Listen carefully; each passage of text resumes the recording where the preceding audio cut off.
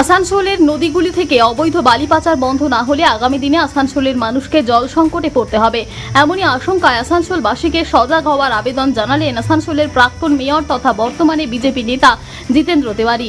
আসানসোল লোকসভা কেন্দ্রের ভোট মিটতে বালি মাফিয়াদের দৌরাত্ম্য নিয়ে সরব হয়েছিলেন জিতেন্দ্র।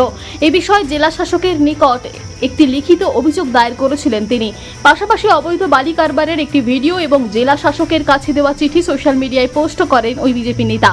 তার অভিযোগ, বারংবার অভিযোগ জানিয়েও বালি মাফিয়ারা শাসক দলের ছত্রছায়ায় থাকায় তাদের বিরুদ্ধে প্রশাসন কোনো ব্যবস্থা গ্রহণ করেনি। এভাবে দিনের পর দিন নদী থেকে অবৈধভাবে বালি পাচার হলে আগামী দিনে আসানসোলের মানুষকে জনসংকটে ভুগতে হবে, এমনটাই আশঙ্কা করছেন জিতেন্দ্র। সম্প্রতি একটি ভিডিও প্রকাশ করে বালি পাচার রুখতে আসানসোলের মানুষদের এগিয়ে আসার আবেদন জানান আসানসোলের প্রাক্তন এই মেয়র। আসানসোলের বিভিন্ন নদী থেকে অবৈধভাবে বালি তোলা অনেকদিন ধরে চলছে। বালি মাফিয়াদের বিরুদ্ধে অনেকবার আমরা কথা বলেছি। প্রশাসন তাদের বিরুদ্ধে যে ধরনের ব্যবস্থা নেওয়া উচিত সে ব্যবস্থা নেয়নি।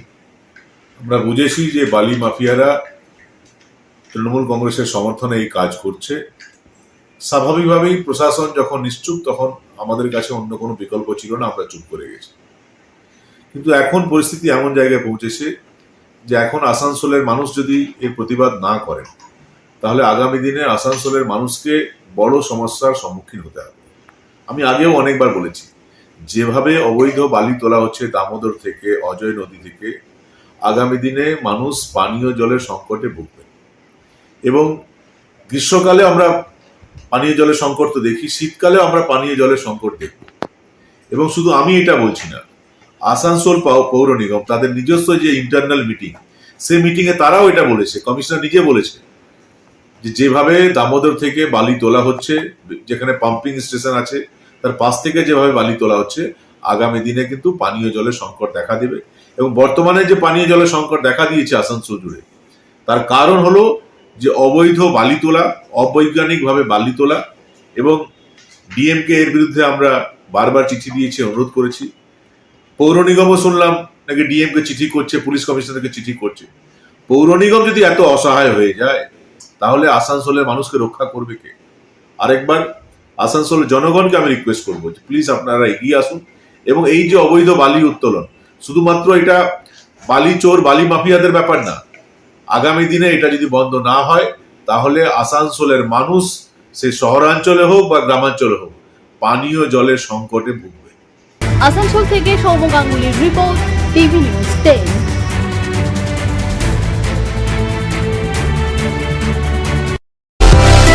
সুলভ সঠিক চিকিৎসার একমাত্র প্রতিষ্ঠান বিবেকানন্দ হসপিটাল।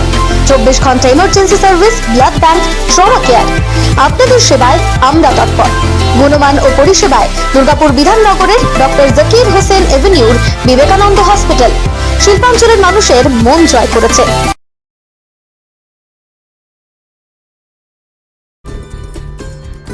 সহজেই স্বাস্থ্য সাথী কার্ডের মাধ্যমে সুচিকিৎসার একমাত্র প্রতিষ্ঠান citizen hospital, Bidhannagar, Durgapur. Helpline number 9800897855। অ্যাপয়েন্টমেন্টের জন্য ফোন করুন 7477783932 কিংবা 9933475697 এই নম্বরে। অত্যাধুনিক ডিজাইনের রুচিসম্মত গৃহসজ্জার উপকরণ মানে দুর্গাপুরের কল্পনা স্টিল এন্ড মার্বেলস ও কল্পনা ফার্নিচার। ঘর সাজানোর, চোখ ধাঁধানোর রকমারি আইটেমের মধ্যে আপনি বেছে নিন শুধু সেরার সেরাটি। এখানে আপনি পাবেন বিশ্বমানের সমস্ত ধরনের টাইলস ও furniture, RAK ceramics, Berger paints, Hindware, Nitco, Somany সহ বিভিন্ন বহুজাতিক সংস্থার তৈরি এক্সক্লুসিভ কালেকশন। পাশাপাশি আপনার জন্য কল্পনা ফার্নিচার নিয়ে এসেছে পুচিনা, কার্লন, ইউরেকা ফোর্বস সহ বিভিন্ন বহুজাতিক সংস্থার আধুনিক মানের আসবাব সামগ্রী। কল্পনা স্টিল এন্ড মার্বেলস ও কল্পনা ফার্নিচারের এক্সক্লুসিভ শোরুম। আমাদের ঠিকানা মুচিপাড়া মার্কেট, দুর্গাপুর 12। আমাদের শাখা রয়েছে বাঁকুড়া, হিরিঙ্গি, বড়জোড়া, চণ্ডীদাস বাজার, শ্যামপুর মোড়, বিটু বাজার, কাঁচাবেড়িয়া ও দুর্লাভপুরে।